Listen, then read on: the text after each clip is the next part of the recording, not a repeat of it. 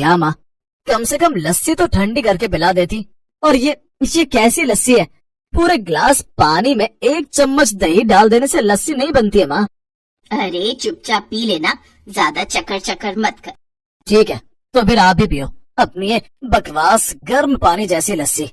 अरे अरे बेटा, तू गुस्सा क्यों करता है? जरा ठंडा हो जा बेटा। है? क्या कहा आपने? ठंडा हो जा? अरे कूलर तो बंद पड़ा है हमारे घर में 1947 से।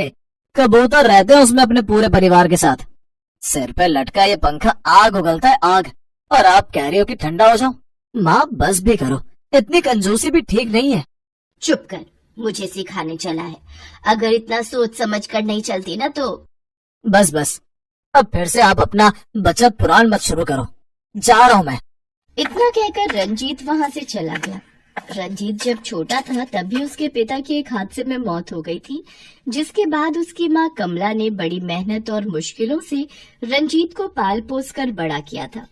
पैसों की दिक्कत हमेशा से थी, तो कमला ने भी हमेशा सोच समझकर पैसे खर्च किए और तब जाकर वो रंजीत को पढ़ा लिखा सकी। लेकिन ये बचत की आदत कब कंजूसी में बदल गई, कमला को भी पता नहीं चला। जब तक रंजीत छोटा था तो वो अपनी माँ से कुछ नहीं कह पाता था, लेकिन जब वो बड़ा हुआ और नौकरी करने लगा तब उसे कमला की कंजूसी से चिढ़ होने लगी। लेकिन जब भी रंजीत कमला से कंजूसी छोड़ने को कहता तो वो गुस्सा हो जाती।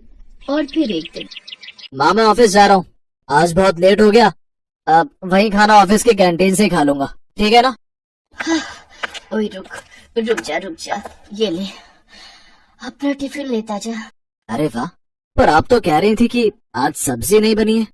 हाँ तो सब्जी नहीं बनी तो मैंने तेरे लिए पराठों के साथ आम का अचार रख दिया है टिफिन में।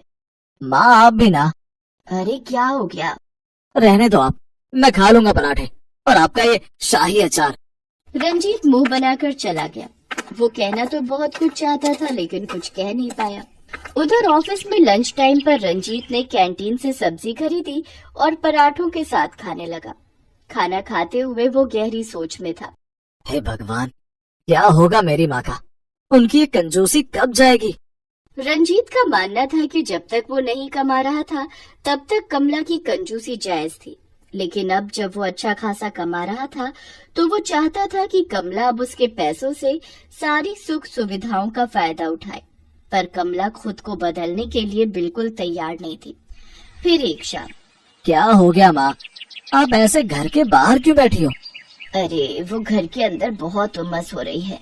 आज तो पंखा भी फुल स्पीड में चला लिया, लेकिन ये गर्मी, अरे बाप रे बाप, मार ही डालेगी। माँ हम एसी ले लेते हैं। पता है मेरे ऑफिस में जो एसी लगे वहाँ बैठकर पता ही नहीं चलता कि बाहर कितनी गर्मी पड़ रही है। अच्छा, वैसे कितने का आता है ये एसी?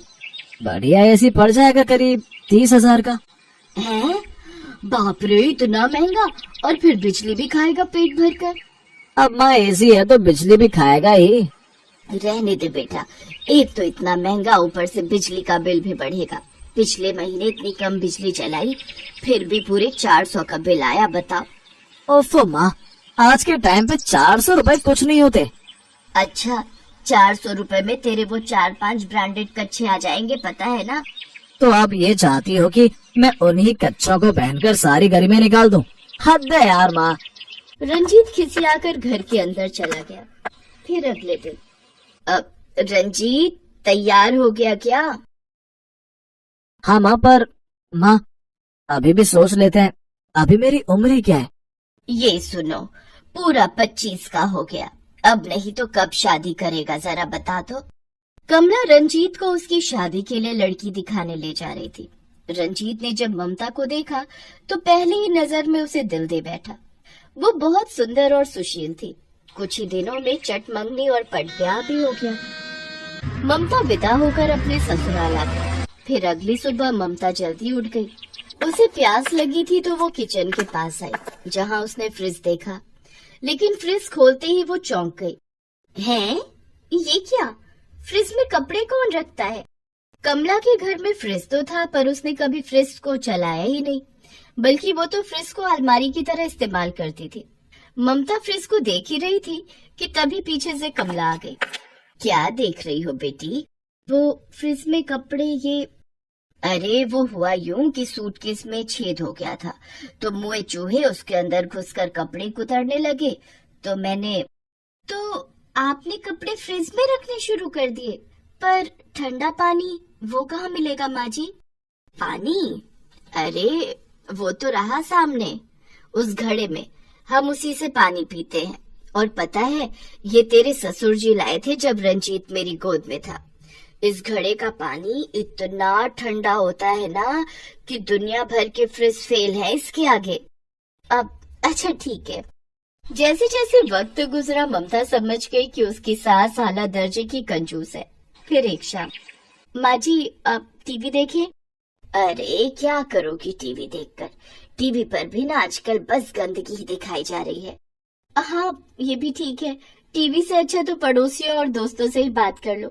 अरे माँ जी याद आया, वो जब कल मैं छत पर कपड़े सुखाने गई थी ना, तो बगल वाली आंटी भी छत पर ही थी।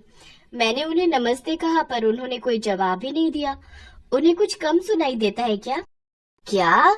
अरे उसे कम सुनाई नहीं देता, बल्कि उसने तुझे अनसुना कर दिया। वो कहाँ बात करती है हमसे? मेरी तो कई बार उससे लड़ाई हो गई।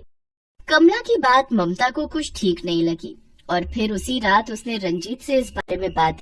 देखो ममता, जिन आंटी को तुमने देखा था उनका नाम जानकी है।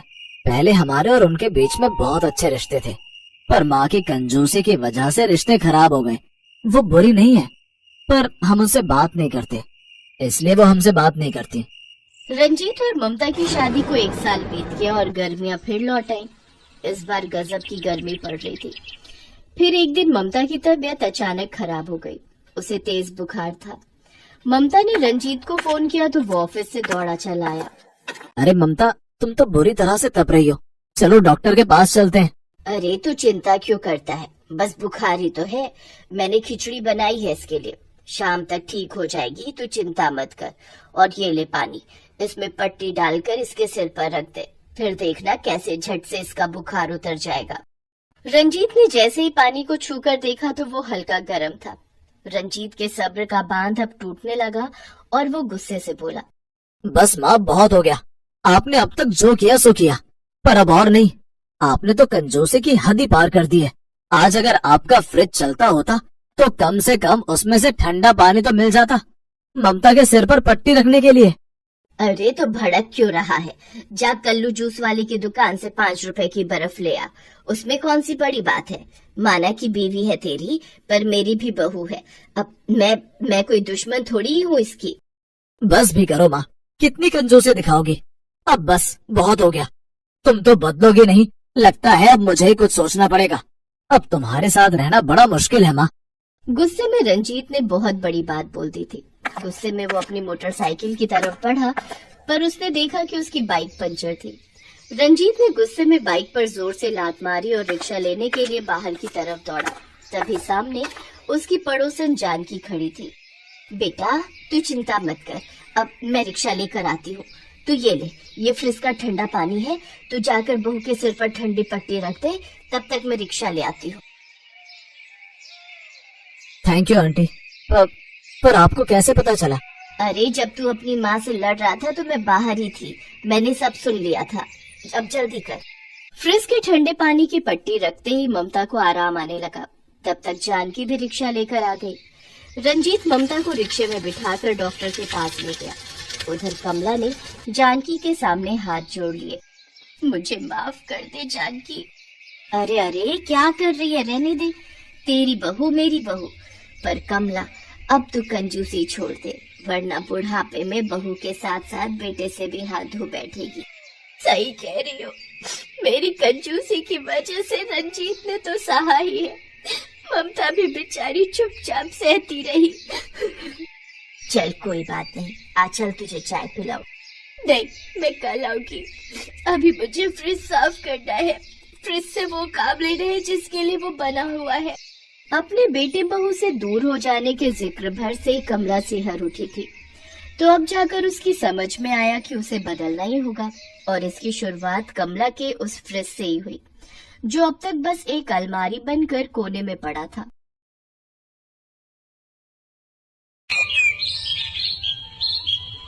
वंश 9वीं कक्षा में था। उसके पापा सब्जी का ठेला लगाते थे और मम्मी घरों में खाना बनाने का काम करती थी। वंश के मम्मी पापा चाहते थे कि वो पढ़ लिख जाए तो बड़ा होकर अच्छी नौकरी पर लग जाएगा, इसलिए वो वंश को बड़े स्कूल में पढ़ा रहे थे। वंश को टेक्निकल काम में बहुत रुचि थी, इसलिए वो अपना दिमाग लगाकर खराब हुए मोबाइल फोन और लैपटॉप ठीक कर लेता था। एक दिन पता नहीं ये लैपटॉप को क्या हो गया, क्लास का टाइम हो रहा है। क्या हुआ सर, आप कुछ परेशान दिखाई दे रहे हैं? पता नहीं राहुल बेटा, मेरा लैपटॉप ऑन नहीं हो रहा। लाइए सर, मैं ऑन कर देता हूँ। अच्छा, तुम कर लोगे तो कर दो, मेरी बड़ी हेल्प हो जाएगी। सर आपको प्रिंसिपल मैम ने बुलाया है। राहुल बेटा, मैं प्रिंसिपल मैम के पास होकर आता हूँ, तब तक तुम ये ऑन कर दो।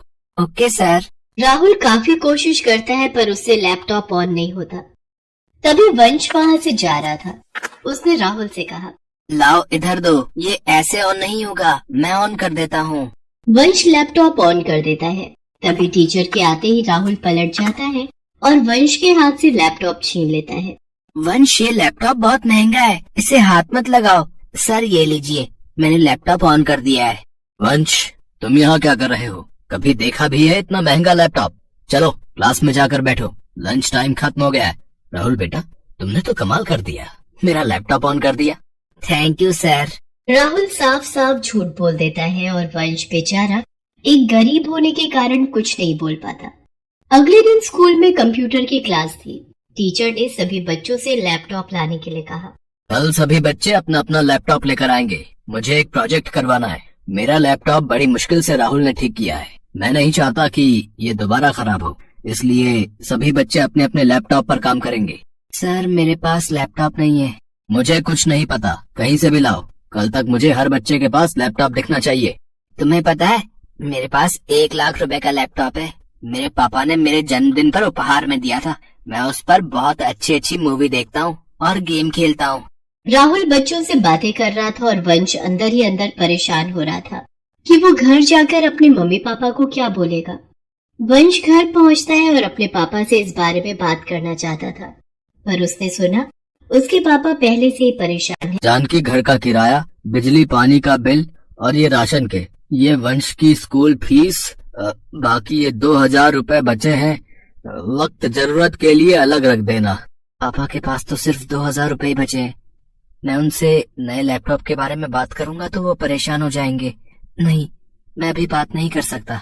अगले दिन वंश जब अपनी क्लास में पहुंचा तो सब बच्चे अपना लैपटॉप सामने रखकर बैठे थे। अरे वंश, तुम्हारा लैपटॉप कहाँ है? सर, वंश लैपटॉप नहीं लाया। मैंने तुम्हें बोला था ना कि सब बच्चों को लैपटॉप लेकर आना है, तो तुम आज क्यों नहीं लाए? चलो बेंच पर हाथ ऊपर करके खड़े हो जाओ। मिस्टर मेहता, प्रिंसिपल मैम ने आपको और मुझे केबिन में बुलाया है। ठीक है मिस शीतल, मैं आता हूँ। दोनों टीचर प्रिंसिपल के ऑफिस में जाते हैं। मिस्टर मेहता, मिस शीतल, आप हमारे कंप्यूटर टीचर हैं। आप तो जानते ही हैं हमारा हॉल का प्रोजेक्टर नहीं चल रहा है और थोड़ी देर में बोर्ड मीटिंग शुरू होने वाली है। सब लोग आते ही होंगे। अंकुरी प्रोजेक्टर चेक करता है पर उसने आज छुट्टी ले ली है। उसकी तबीयत बहुत खराब है, तो मैं चाहती हूँ कि अब इस प्रोजेक्ट को संभालने की जिम्मेदारी आप दोनों ले लो और एक बार प्रोजेक्टर में जो भी प्रॉब्लम आ रही है उसे ठीक करो। ये तो बहुत मुश्किल है, मुझे बिल्कुल भी समझ में नहीं आ रहा है। मिस्टर मेहता, कुछ तो करना ही होगा। थोड़ी देर में मीटिंग शुरू होने वाली है। प्रिंसिपल मैम नहीं तो बहुत गुस्सा करेंगी। हमारा एक स्टूडेंट है राहुल, बहुत इंटेलिजेंट है। उस दिन मेरा लैपटॉप नहीं चल रहा था, उसने कोशिश करके कुछ ही देर में मेरा लैपटॉप ठीक कर दिया था। मैं उसे बुलाता हूँ, वो ये काम जरूर कर लेगा। सर, आपने मुझे बुलाया? राहुल, तुमने उस दिन मेरा लैपटॉप ठीक किया था, एक बार जरा ये चेक करो, ये शायद तुम चला पाओ, इसमें प्रॉब्लम आ रही है। सर वो सर, मैंने आपसे झूठ बोला था। उस दिन आपका लैपटॉप मैंने नहीं बल्कि वंश ने ठीक किया था। सर मुझे माफ कर दीजिए। I am sorry sir. तुमने मेरे से इतना बड़ा झूठ बोला? तुम्हें तो मैं बाद में देख लूंगा, पहले जाकर वंश को बुला कर लाओ। राहुल वंश को लेकर आता है। इतनी देर में प्रिंसिपल मैम भी वहाँ आ जाते हैं। वंश प्रोजेक्टर ठीक कर देता है और मीटिंग शुरू होने तक वहीं रहता है। उस बीच कोई भी परेशानी नहीं होती। इस बात से प्रिंसिपल मैम और टीचर बहुत खुश होते हैं। मैम, वंश बहुत ही इंटेलिजेंट बच्चा है, ये कंप्यूटर विषय में बहुत अच्छा है, पर इस बच्चे के पास अपना खुद का लैपटॉप नहीं है। अगर इसके पास अपना खुद का लैपटॉप होगा तो ये भविष्य में बहुत कुछ कर सकता है।